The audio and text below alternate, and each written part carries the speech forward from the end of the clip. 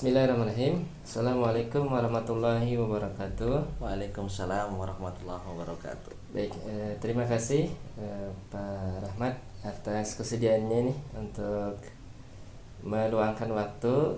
Insya Allah kita hari ini akan melaksanakan coaching terkait pembelajaran di kelas ya Pak ya. Siap.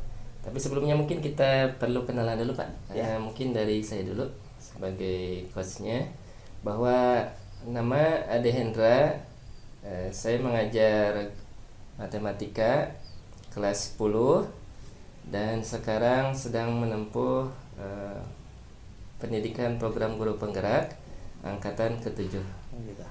Baik, untuk itu mungkin dipersilakan kepada Pak Rahmat untuk sedikit memperkenalkan diri Pak. Untuk saya sendiri nama Rahmat Sulaiman, saya mengajar mata pelajaran geografi, bertugas di SMA Negeri 2 Cimahi. Baik, mengajar mata pelajaran geografi. Iya, betul. Baik. Baik Pak, untuk hari ini saya mohon izin untuk merekam Pak aktivitas coaching kita. Insya Allah akan terjaga kerahasiaannya. Ini sekedar untuk pelaksanaan dari tugas CGP. Siap, Pak. Baik Pak, untuk kesempatan hari ini kira-kira apa nih Pak yang mau kita bincangkan, apa yang kita utarakan? Kira-kira Bapak akan bercerita tentang apa dalam proses pembelajaran di kelas ini Pak?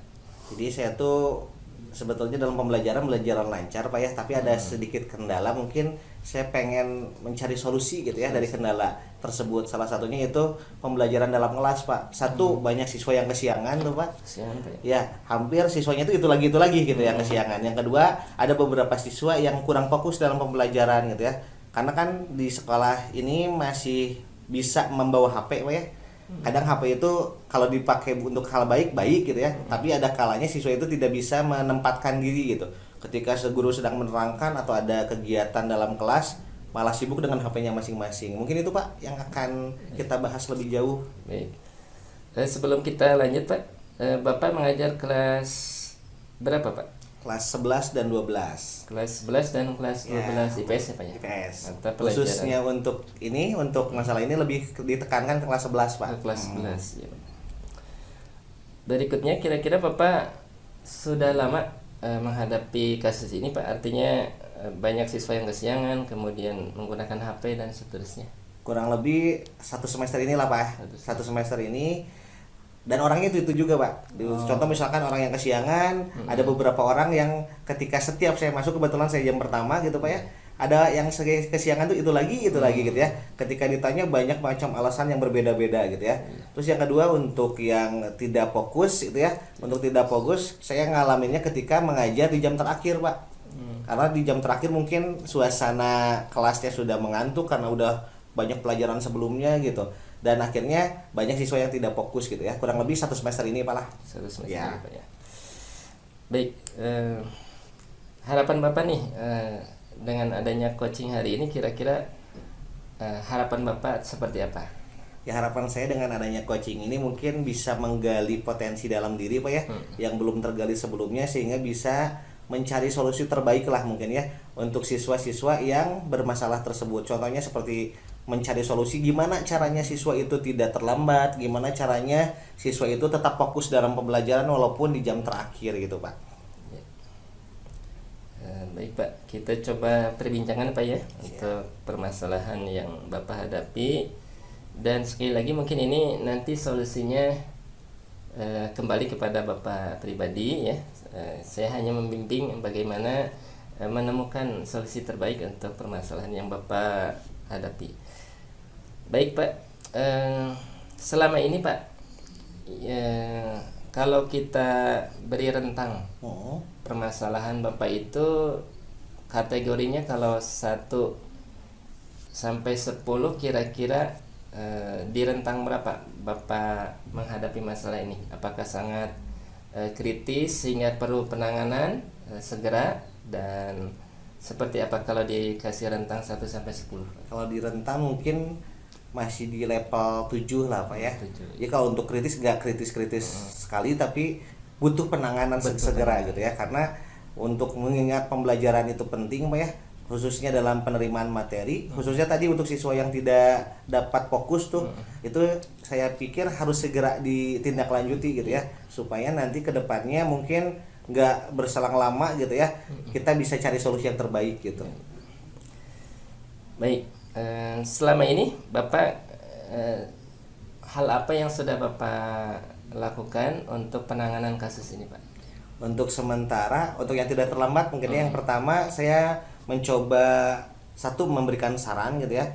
Contoh misalkan ada siswa yang kesiangan karena apa? Misalkan dia itu kesiangan karena mengerjakan tugas malaman misalkan. Saya akan berikan saran terlebih dahulu gitu ya. Misalkan manajemen waktunya harus baik gitu ya. Dan akhirnya setelah ada beberapa saran yang saya lakukan, mungkin sampai sekarang belum kelihatan gitu ya perubahannya, tapi mungkin lambat laun dia akan berubah gitu ya. Sementara itu sih Pak untuk yang terlambat.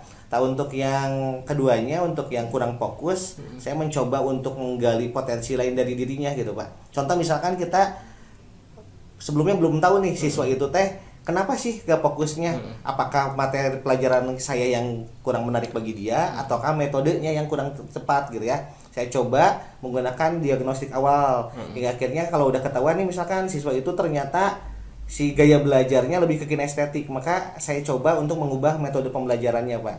Jadi sementara ini sambil berjalan gitu Pak ya, udah mulai ada perubahan sih untuk yang kurang fokus dalam pembelajaran, terutama dengan saya menggunakan metode yang berbeda gitu Pak. Baik, berarti Bapak sudah menjalankan beberapa langkah penanganan Pak ya. Tadi Bapak menyebutkan memberikan saran bagi yang sering terlambat Pak ya. Kemudian tadi menggunakan variasi pembelajaran terkait siswa yang tidak fokus di jam terakhir Pak ya.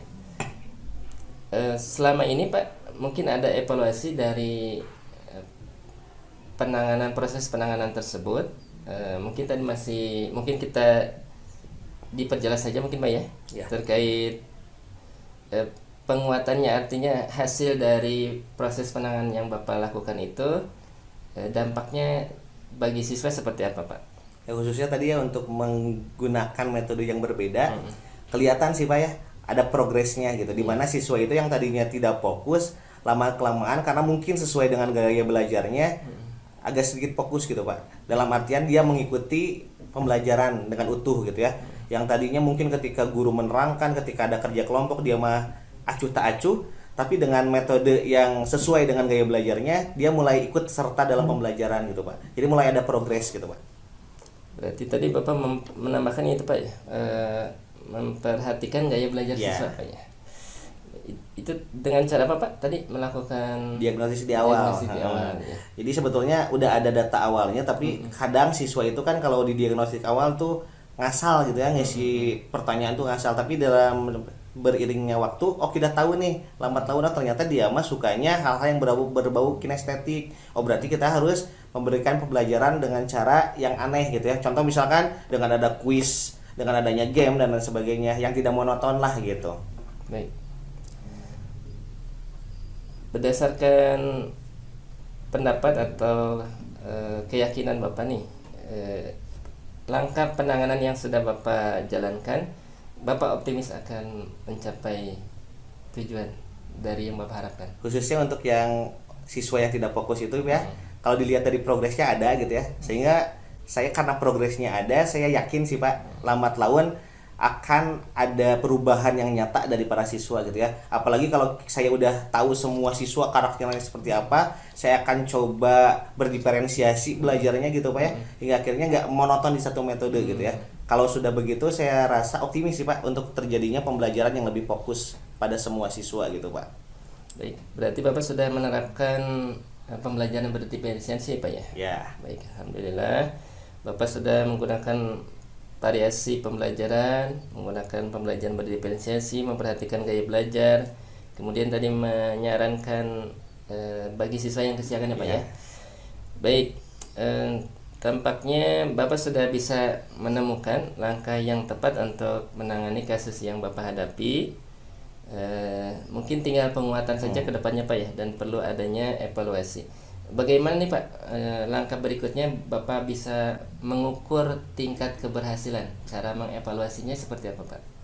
Untuk yang kurang fokus tadi mungkin Iya. yang faktualnya mungkin dari hasil pembelajaran Pak ya. Hasil pembelajaran Saya saya. akan coba nanti setelah menggunakan metode yang aneka ragam itu yang berdiferensiasi, saya akan coba bandingkan dengan yang sebelumnya. Iya. Dimana sebelumnya saya cuman itu aja metodenya. Setelah saya melakukan berdiferensiasi ini sesuai dengan gaya belajar, saya akan coba evaluasinya dengan hasil pembelajaran. Contoh ulangan ataupun ada tes-tes lisan dan lain sebagainya. Jika hasilnya lebih memuaskan, itu tandanya metode yang digunakan yang bervariasi itu adalah berhasil gitu untuk meningkatkan fokus siswa gitu Pak.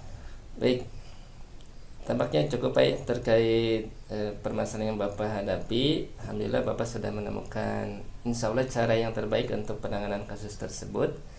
Dan kita saling mendoakan Pak ya untuk proses pembelajaran yang kita lakukan di kelas demi siswa kita, pembelajaran yang berpihak pada siswa dalam rangka mengantarkan siswa murid-murid kita pada masa depan mereka. Baik Pak, terakhir mungkin Pak, perasaan Bapak mungkin terkait proses perbincangan kita hari ini. Setelah kita tadi mendiskusikan, mengembangkan terkait proses penanganan kasus yang Bapak hadapi, perasaan Bapak hari ini bagaimana? Ya alhamdulillah Pak, walaupun hanya sejenak gitu ya, nggak lama, tapi alhamdulillah saya merasa punya energi lebih gitu Pak ya. Wah ternyata apa yang ada dalam diri saya tuh ternyata berhasil juga dilakukan gitu. Jadi satu, meningkatkan percaya diri untuk terus berubah gitu Pak ya. Yang kedua juga lebih optimis lagi ke depan gitu Pak. Oh ternyata selama ini tuh saya udah melakukan hal yang benar. Dan itu lebih menebalkan lagi hal tersebut gitu. Jadi lebih merasa ke depannya itu langkah yang sudah saya lakukan ternyata udah benar, tinggal diperbaiki hal-hal yang kurangnya aja gitu Pak. Baik, terima kasih Pak. Dan mungkin saya memberikan kesan, saya seringkali memperhatikan pembelajaran Bapak juga. Saya salut terhadap pembelajaran yang Bapak lakukan di kelas, sehingga siswa itu cenderung antusias dalam pembelajaran geografi, dan itu menurut saya tidak mudah ya menangani siswa IPS, apalagi anak-anak IPS yang cenderung unik ya Pak ya. Baik, terima kasih Pak atas kesempatan dan waktunya. Sama-sama Pak. Mudah-mudahan sukses dalam menangani kasus yang Bapak hadapi. Amin. Terima kasih Pak. Ya sama-sama Pak.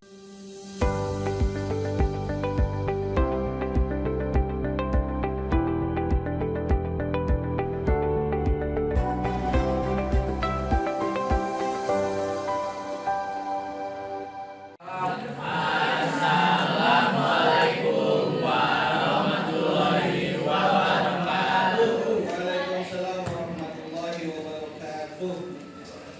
Sehat ya ini ya? Alhamdulillah. Kamu bisa bahasa Rema seger ya? Ada ya? Oke, kita absen dulu ya. IPS 2. Loadingnya. Ada jaringan Pak. Maul ada Maul? Maul kan? Andrew, Anissa, Asyifa, Aulia, Agis, ayo, Adriel.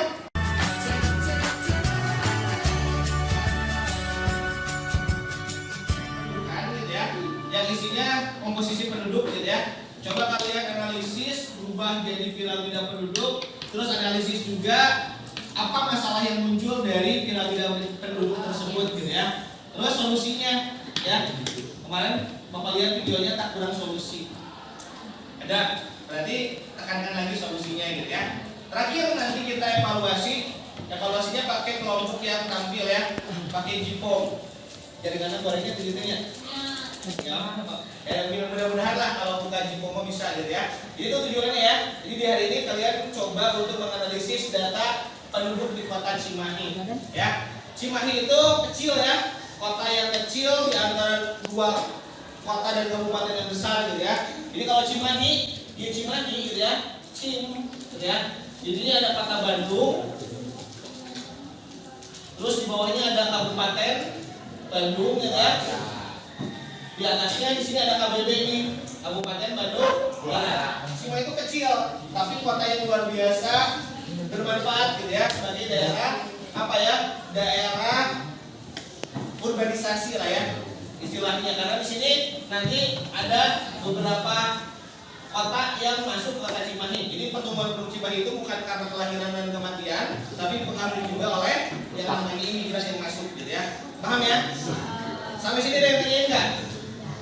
Ada ya? Kalau nggak ada, coba sekarang yang mau tampil boleh ke depan. Yuk, boleh yuk. Ya. Assalamualaikum warahmatullahi wabarakatuh. Waalaikumsalam warahmatullahi wabarakatuh. Nah, sekarang kita akan mempresentasikan permasalahan dan kependudukan Kota Cimahi. Ya.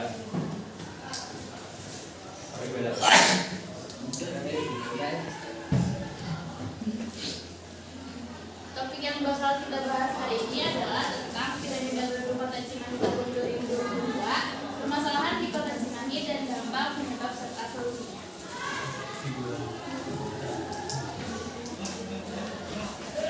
Piramida penduduk. Dan ini adalah data yang kami ambil dari BPS Badan Pusat Statistik tahun 2022 di Kota Cimahi. Ini adalah replika dalam bentuk PDF yang sudah kita susun.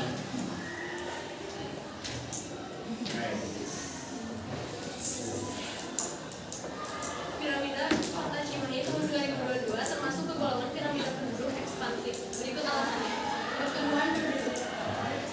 Kota yang ekspansif cenderung mengalami pertumbuhan penduduk yang cepat. Pertumbuhan ini dapat disebabkan oleh beberapa faktor seperti migrasi penduduk dari daerah lain atau tingkat kelahiran yang tinggi. Kemudian peningkatan harapan hidup. Perkembangan dalam bidang kesehatan dan peningkatan akses terhadap pelayanan kesehatan yang memadai dapat meningkatkan harapan hidup penduduk. Dalam kota ekspansif, peningkatan harapan hidup dapat mengakibatkan piramida penduduk yang lebih luas di bagian usia dewasa dan lanjut. Berikutnya, urbanisasi. Kota ekspansif sering menjadi tujuan utama bagi penduduk yang bermigrasi dari daerah pedesaan ke wilayah lain. Urbanisasi ini dapat menyebabkan pertumbuhan populasi yang signifikan, terutama di kota-kota besar, dan menghasilkan piramida penduduk yang lebih lebar. Selanjutnya ada peluang kerja. Kota yang berkembang pesat biasanya menawarkan lebih banyak peluang kerja dan akses ke berbagai fasilitas dan layanan. Ini dapat menarik penduduk dari berbagai kelompok usia untuk pindah dan menetap di kota tersebut, sehingga mempengaruhi struktur piramida penduduk. Selanjutnya ada imigrasi. Seiring dengan perkembangan kota, imigrasi dari negara lain juga dapat berkontribusi pada piramida penduduk yang ekspansif. Imigran yang datang dari kelompok usia yang beragam dapat mempengaruhi distribusi usia dalam populasi kota.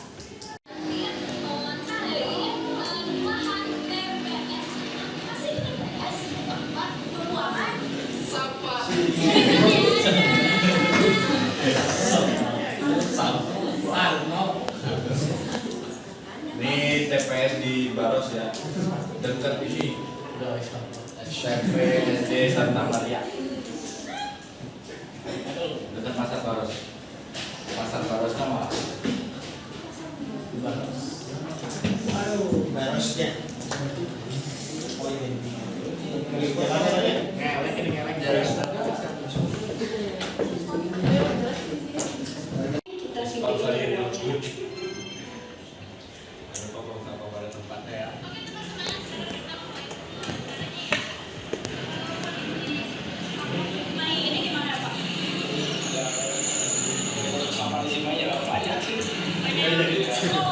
Jumlah TPS-nya udah cukup belum untuk menampung sampah di Cimahi? Belum. Jadi menurut Bapak solusinya gimana? Menurut saya solusinya ini kan kalau gimana nih caranya kalau di tempat akhirnya sekarang kan lagi 24 jam daripada mungkin itu jadi pada ngantri. Oh iya. Pada ngantri buang 1 juga dari pagi sampai sekarang udah di sini karena bisa jalan jelek.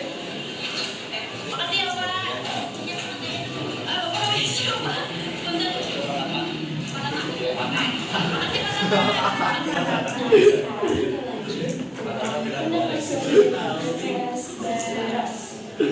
Beda-beda. TPS ya Pak. Apa pendapat Bapak terhadap kondisi sampah di Cimahi?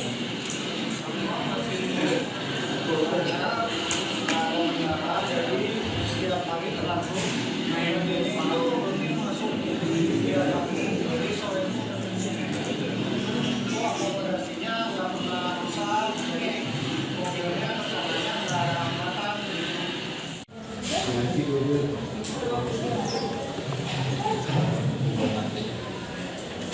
Jadi hujan nih Pak di dekat Ya sekarang.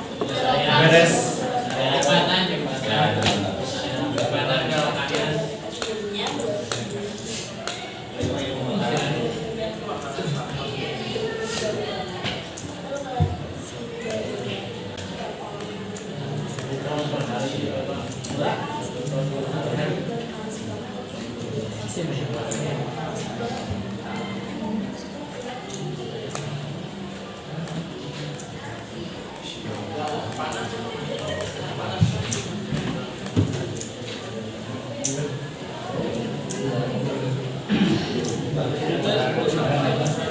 sampah di sini penduduk Cimahi kan makin tahun makin meningkat ya, ya nggak? Ya, secara otomatis ya. Tapi TPS-nya masih terbatas gitu ya dengan kapasitas yang minim lah ya. Tiga ini menjadi permasalahan. Nah, selanjutnya kira-kira ada yang ingin bertanya? Siapa? Ajukan kaki tangan. Ya, Rona, Nabila. Jadi kan katanya Cimahi itu banyak penduduk karena bisa narik magnet pekerjaan dari orang luar, dari kota-kota yang lain. Menurut kalian pekerjaan yang paling menarik dari Cimahi itu apa? Pekerjaan yang paling banyak dicari dari kota Cimahi? Ada ya? Tadi itu ya. Ada lagi? Satu kelompok laki-laki. Ada yang mau bertanya lagi? Kalau tadi Rona nanya kan, tadi kan seperti disampaikan ya, kota Cimahi itu banyak penduduknya salah satunya karena banyaknya imigran yang masuk gitu ya. Karena mata pencarian. Kira-kira mata pencarian apa sih di kota Cimahi yang menjadi daya tarik orang di luar Cimahi masuk ke Cimahi? Coba bisa langsung dijawab aja sambil nunggu yang lain. Apa sih mata pencarian yang ada di Cimahi yang kira-kira daya tarik? Ada tuh sebetulnya Mas. Apa? Pabrik. Berarti apa di situ? Industri kan ya? Terus selain itu apa? Kota Cimahi kan menjadi kota sekarang. Banyak pendatang dari luar kota yang datang ke kota Cimahi untuk sebagai tentara banyak, jadi makin bertambah. Kayak tentara juga ya. Karena sini kan pusat pendidikan tentara ya. Pabrik. Apa lagi? Aparat gimana? Oknum. Aparat gimana nih? Banyak deh. Aparat karena gimana? karena ya emang tempatnya di sini. Maksudnya Cimahi. Maksudnya hampir sama nih Ya, hampir sama, cuman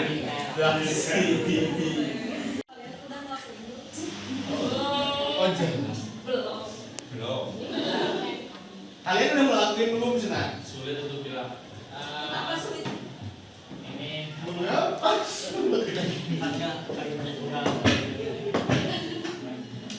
soalnya perubahan mah nggak ada yang instan, dari hal kecil dulu baru ke hal besar. Udah hal kecil. Udah. Hal kecil kan nggak cuman ini hal kecil tuh yang banyak. Walaupun nggak kelihatan sama kita gitu. Kita juga bisa mulai dari lingkungan sekolah karena dilihat dari dekat itu ada 3 sampah yang berbeda jenis dan kita bisa manfaatin itu buat memilah dengan baik. Sebenarnya buang sampah ke tempatnya juga itu udah termasuk hal kecil yang nantinya bakal jadi.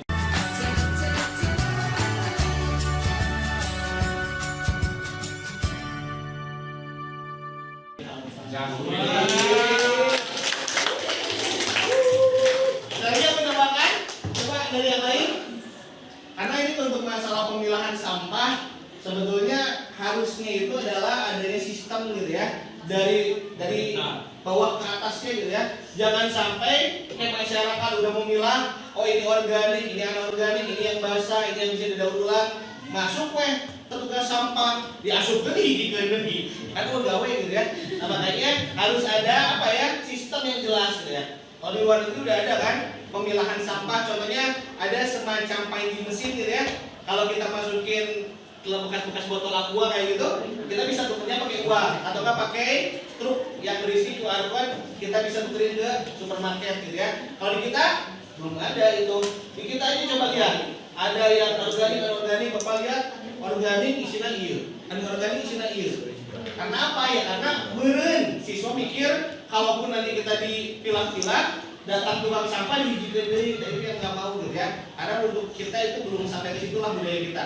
Kadang budaya kita mah sok loba gaya, kita punya sampah dihadapkan tong sampah, alungkeun we, lung teu asup. Apakah diambil lagi? Kan enggak. Ya, itu diantar kan budaya kita kayak gitu.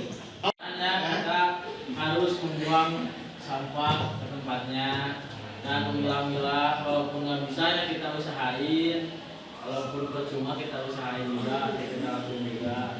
Tinggalnya mencoba. Ya dari dari kelompok kita. Wassalamualaikum warahmatullahi wabarakatuh. Waalaikumsalam warahmatullahi wabarakatuh. Terakhir ya. Hotspot. 10 menit ya cukup ya. Dari mulai Isi Pak. diisi atuh. Tuh, kayak di depan tuh contohnya kalau udah buka kayak gitu. Namanya jangan ngomong. Namanya Sako. Boleh. Ini kabelnya kurang Kurang keras. Coba dinyanyiin dulu.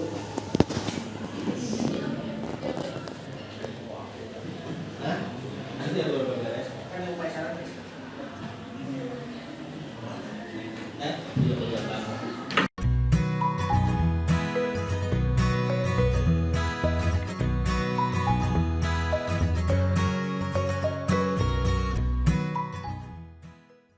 Bismillahirrahmanirrahim. Assalamualaikum warahmatullahi wabarakatuh. Waalaikumsalam warahmatullahi wabarakatuh. Baik, bagaimana kabarnya Pak? Alhamdulillah Pak, sehat luar biasa. Barusan dari kelas Pak ya? Ya, betul. Baik Pak, terima kasih atas waktunya. Insya Allah hari ini kita melanjutkan rangkaian proses ya, terkait coaching, observasi, pembelajaran mata pelajaran yang Bapak ampu tentang mata pelajaran geografi ya Pak ya. Baik Pak, alhamdulillah di awal sebelum kita melanjutkan Pak, saya izin untuk merekam sebagai tugas calon guru penggerak Pak. Siap. Baik Pak, sebagaimana kita melalui rangkaian dari waktu awal kita melakukan coaching pertama tentang pra observasi Pak ya, terkait terutama di kendala Bapak dalam menghadapi pembelajaran, terutama karakteristik siswa itu sudah Bapak sampaikan. Kemudian terakhir kemarin kita sudah melaksanakan observasi ke kelas Pak ya, terkait pembelajaran geografi yang Bapak ampu di kelas 11 IPS 2 Ya. Baik Pak, mungkin ada yang ingin Bapak sampaikan terkait pengalaman yang sudah Bapak lalui dalam proses pembelajaran yang Bapak ampu di kelas. Jadi kalau pembelajaran alhamdulillah Pak ya lancar, karena sebelumnya ketika pra observasi saya menyampaikan ke Bapak ada beberapa kendala yang muncul gitu ya. Pertama ketika itu saya menyampaikan untuk bagaimana caranya lebih memfokuskan siswa dalam pembelajaran, terus menangani siswa yang kesiangan gitu Pak ya, dan juga menambah menambah kepercayaan diri siswa gitu ya. Dan ketika itu alhamdulillah juga disampaikan gitu ya, bahwa saya tuh punya potensi dalam diri, yaitu salah satunya pembelajaran berdiferensiasi gitu Pak. Saya mulai coba untuk menerapkan itu ketika dalam kelas. Saya terapkan contoh ketika dalam tugas misalkan Pak ya. Tugas kalau Bapak kemarin lihat itu bentuknya bukan cuma satu, tapi ada 3 Pak kan. Ada yang bentuknya piramida penduduk, yang 3 dimensinya ada bentuknya video, ada bentuknya poster atau PowerPoint gitu. Dan itu saya lihat semua anggota kelompoknya aktif di situ gitu ya. Jadi untuk yang meningkatkan fokus dalam pembelajaran dan minat dalam pembelajaran itu alhamdulillah setelah kemarin kita coaching, potensi itu saya coba untuk masukkan dalam pembelajaran dan berhasil gitu Pak. Terus berikutnya untuk yang kesiangan Pak, kebetulan kalau yang kelas ini karena jamnya itu jam pertama masih ada beberapa yang kesiangan Pak kemarin. Nah itu walaupun udah ada pendekatan gitu Pak ya, dengan cara pendekatan, dengan cara hok atau kamu itu harus memanage waktu dengan baik dan lain sebagainya, tapi masih tetap aja ada yang kesiangan Pak. Jadi untuk masalah kesiangan itu agak sulit gitu Pak, khususnya di pelajaran saya karena orangnya itu aja gitu Pak. mungkin harus ada pendampingan dari guru lain, bahkan dari guru BK mungkin gitu ya. Mungkin itu Pak pengalaman saya kemarin pas pembelajaran gitu. Baik Pak, berarti Bapak alhamdulillah sudah menerapkan strategi rencana yang waktu kita coaching pertama Pak ya. Setelah Bapak menerapkan rencana aksi yang sudah kita coachingkan di coaching pertama itu, bagaimana kesan siswa terhadap pembelajaran yang Bapak lakukan di kelas? Ya karena saya memperhatikan gaya belajar siswa gitu ya, dengan tiga tugas yang berbeda. Saya kira lihat ketika siswa berdiskusi dan lain sebagainya, oh saya punya keahlian ini, saya maunya bikin ini. Saya lihat itu siswa mulai aktif gitu ya. Jadi secara tidak langsung saya anggap siswa itu menikmati pembelajaran gitu Pak, karena dia merasa gaya belajarnya diperhatikan oleh guru gitu ya. Jadi dirangkum dalam satu pembelajaran itu, saya mah hobinya ini, saya mah minatnya ini, dan dirangkum dalam satu pembelajaran itu. Jadi kalau saya kira siswa kesan dan pesannya menerima pembelajaran Pak, dan dibuktikan lagi dengan evaluasi Pak. Ketika evaluasi kemarin ada 10 soal, alhamdulillah 80% dijawab dengan baik lah gitu Pak. Baik, alhamdulillah. Kemarin juga saya perhatikan Pak Rahmat ini selain tadi aneka produk yang ditentukan atau dihasilkan oleh siswa dalam presentasinya, penyampaian materinya juga Bapak menggunakan berbagai cara ya Pak. Kalau tidak salah ada ceramah, kemudian ada penampilan PowerPoint ya Pak ya. Itu kesan siswa berarti diterima dengan baik ya, sebagaimana tadi Bapak sampaikan. Berikutnya Pak, setelah Bapak evaluasi dalam pembelajaran, selain tadi yang kesiangan Pak ya, harus melibatkan BK tampaknya, karena memang saya juga pengalaman waktu mengajar anak IPS itu memang agak unik ya Pak ya. Sifatnya itu agak unik karena butuh penanganan. Tadi selain Bapak sudah mencoba berkoordinasi dengan BK Pak untuk yang permasalahan pertama? Untuk selama ini belum sih Pak ya, belum sampai ke sana, karena di hari itu aja saya belum tahu di hari yang lain apakah dia kesiangan atau enggak gitu. Saya cuman menerapkan ya memotivasi siswa dulu lah, mudah-mudahan ada perubahan gitu ya. Tapi untuk melibatkan BK sejauh ini belum Pak. Ya. Mungkin Bapak pernah berdiskusi yang terkait permasalahan siswa kenapa bisa kesiangan? Mungkin Bapak pernah diskusi dengan Kalau diskusi langsung dengan siswa, alasannya ya karena tugas numpuk gitu Pak. Ya, nggak tahu benar nggak tahu enggak ya, tapi kan emang nyatanya kalau di sekolah kita kan yang namanya tugas banyak gitu Pak ya. Saya pun tidak bersujon gitu ya. Ya mungkin iya, tapi di sisi lain si anak itu kalau di kelas hobinya main HP gitu Pak. Dia main game terus ya. Jadi ada kepikiran juga mungkin ketika di rumahnya bukannya belajar malah main game sampai larut malam. Hingga akhirnya saya coba juga untuk mengasih saran lah gitu ya, supaya untuk manage waktu yang dengan baik gitu. Adapun kalau kamu mau bermain game boleh, tapi pada kadarnya gitu. Seperti itu Pak, mungkin cuman sampai itu aja gitu ya, belum sampai tingkat yang lebih lanjut. Jadi Bapak berencana untuk kerjasama dengan BK ya Pak? Rencana yang Bapak mencoba menawarkan kerjasama itu seperti apa Pak dengan BK? Mungkin ya secara nanti mungkin kita coaching kayak gini mungkin Pak ya, karena coaching itu salah satu metode yang luar biasa lah, ampuh gitu ya untuk menangani permasalahan siswa. Jadi mungkin nanti kita akan panggil siswanya, didampingi dengan BK-nya, mungkin dengan wali kelasnya gitu ya. Apa sih kira-kira yang membuat kamu kesiangan gitu, dan gimana caranya supaya anak itu nggak kesiangan, dan diharapkan yang datang itu solusinya bukan dari kita tapi dari anaknya itu sendiri gitu. Mungkin butuh pembimbingan khusus gitu Pak. Itu fungsinya BK di situ, karena kan secara keilmuan mungkin BK lebih mendalam di situ gitu ya. Jadi insya Allah Bapak sudah ada rencana untuk menyelesaikan permasalahan tentang siswa yang kesiangan Pak ya. Berikutnya Pak, terkait pembelajaran. Kembali ke pembelajaran, setelah Bapak mencoba menerapkan rencana aksi waktu kita coaching pertama dan alhamdulillah sukses, tapi mungkin ada sisi kendala Pak dalam pelaksanaannya. Kalau kendala ya nggak 100% berjalan sempurna Pak ya, masih ada beberapa siswa yang acuh tak acuh dalam pembelajaran gitu Pak. Itu yang mungkin setiap guru mungkin kendalanya sama gitu Pak ya. Dalam satu kelas 36 siswa nggak mungkin semuanya itu fokus gitu.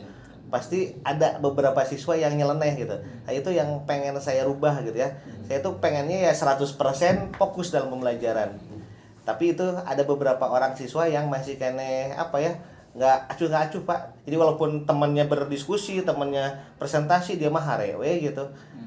Ada yang main HP gitu ya, beberapa gitu ya, bahkan sampai ada yang ketiduran bahkan gitu Pak. Nah itu yang harus ditingkatkan lebih sih Pak. Jadi itu mungkin terkait kesadaran sikap dari siswanya itu sendiri Pak ya. Nah, tapi Bapak kemarin sudah mencoba menerapkan rencana aksi dengan mendesain pembelajaran sebagaimana Bapak rencanakan. Berikutnya ke depan Pak, harapan Bapak dengan pembelajaran yang sudah Bapak terapkan setelah kita coaching pertama itu, bagaimana harapan Bapak ke depannya? Tentunya harapannya dengan berbagai macam metode yang digali gitu ya, disajikan kepada murid, saya harapannya ya tadi Pak, 100% murid itu fokus dalam pembelajaran gitu, tanpa terkecuali. Karena itu harapan guru mungkin Pak ya. Karena kan ketika siswa fokus gitu ya, maka materi yang tersampaikan akan menyerap dan dipahami gitu. Karena kan seyogianya kalau seorang itu nggak bisa melakukan sesuatu dua hal dalam satu waktu gitu.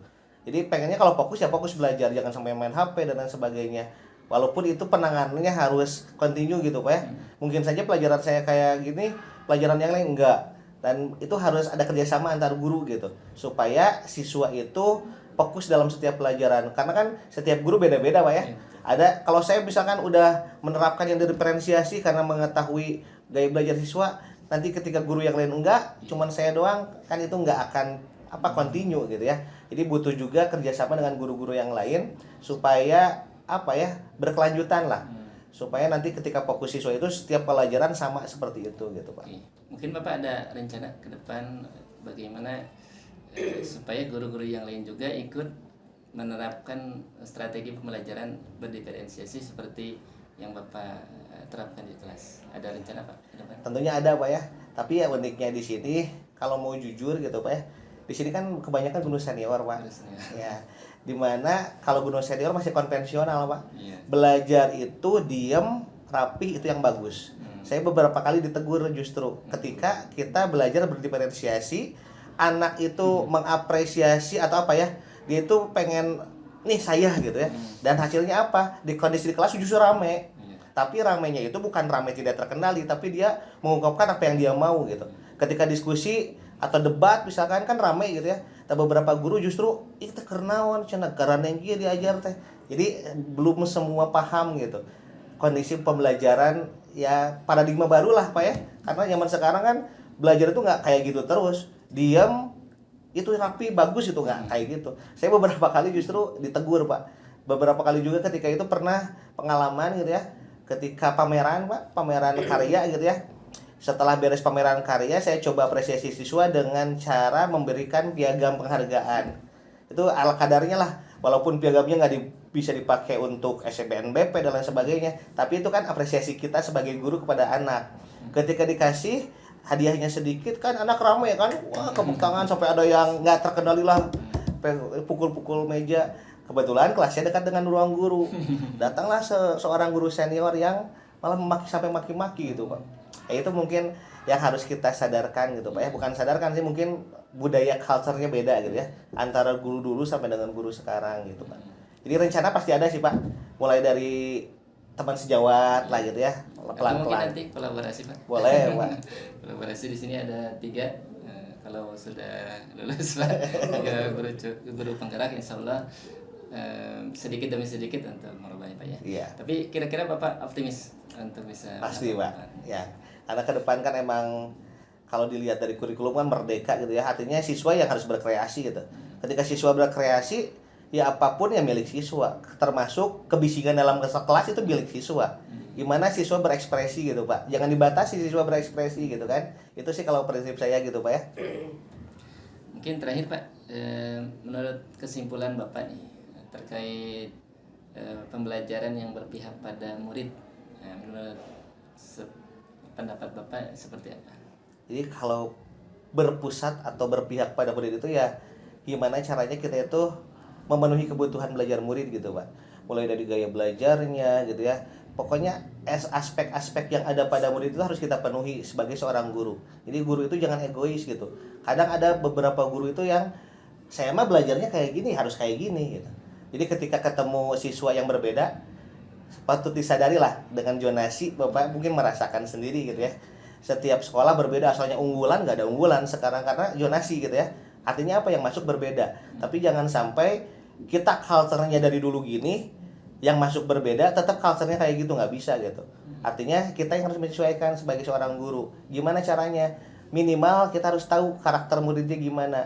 Kalau dalam pembelajaran minimal dengan cara diagnostik awal. Kita kan bisa yang akademik bisa non akademik tuh ya untuk mengetahui itu yang harus kita lakukan awal. Ketika kita udah tahu oh gaya belajar si ini nih, kan ada gaya belajar yang kinestetik tuh Pak. Siswa tuh kalau mau belajar fokus harus lari-lari, harus dia pulang anting ke WC. Kadang kalau guru yang nggak tahu, naon sih siswa teh bolak-balik ke WC. Ternyata emang gaya belajarnya kayak gitu kan. Itu harus dipahami dulu gitu. Jadi setiap kebutuhan murid itu harus dipenuhi oleh gurunya. Itu adalah yang berpihak pada murid, menurut saya kayak gitu Pak. Ini terakhir sekali Pak, ada tambahan sedikit Pak. Harapan Bapak nih terkait strategi pembelajaran berdiferensiasi, termasuk nanti mungkin PSE perlu kita optimalkan dalam pembelajaran sosial emosional. Harapan Bapak terhadap generasi bangsa ini Pak dengan menerapkan pembelajaran berdiferensi dan PSE ini Pak. Kira-kira harapan bagi generasi bangsa ini. Ya harapannya tentunya kalau dengan berdiferensiasi kan setiap anak tuh merasa memiliki pembelajaran Pak ya. Karena ketika anak misalkan tugas siswa itu cuma satu aja, anak yang lain misalkan tugasnya itu paper, misalkan proposal. Anak yang lain saya mah pengen bikin poster, udah pengen suka gambar, nggak terrealisasi di situ kan. Nah, makanya dengan berdiferensiasi saya pikir justru potensi dalam setiap diri anak itu kan muncul Pak. Karena setiap gaya belajar dia, apa yang minat dia, bakat dia itu dirangkum oleh gurunya gitu. Jadi secara tidak langsung pasti potensi dalam dirinya akan lebih muncul lagi daripada pembelajaran yang cuma satu arah gitu. Termasuk PSE Pak.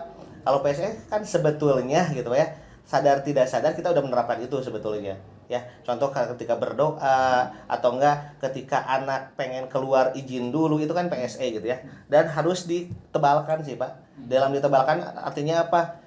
Kita nggak tahu itu PSE, padahal PSE gitu. Nah, ketika ditebalkan itu mungkin nanti si emosional siswa, sosial siswanya itu akan mulai lebih tergali lagi gitu. Contoh misalkan ketika anak, misalkan lah ketika sosialnya udah baik gitu ya. Misalkan ada anak yang nggak bekal di kelas gitu ya, maka anak itu akan muncul sendiri. Dengan apa? Dimasukin lah unsur-unsur PSE itu dalam pembelajaran gitu. Itu mungkin harus ditebalkan lagi. Karena PSE itu tipis sih Pak ya. Karena nggak bisa langsung masuk gitu, tapi kita harus integrasikan dengan pembelajaran. Tapi kalau udah ditebalkan, insya Allah sih Pak, bisa sosial emosional siswa bisa lebih maju lagi gitu. Baik Pak, kita aminkan harapan Bapak, harapan kita semua. Semoga generasi bangsa ini kedepannya dengan menerapkan pembelajaran berdiferensiasi dan PSE memenuhi kriteria untuk sebagai profil pelajar Pancasila. Amin. Dan akan menjadi generasi yang lebih baik di masa yang akan datang. Baik, terima kasih Pak atas kesempatan dan waktunya. Kita tutup saja Ui. Terima kasih. Wassalamualaikum warahmatullahi wabarakatuh. Waalaikumsalam warahmatullahi wabarakatuh.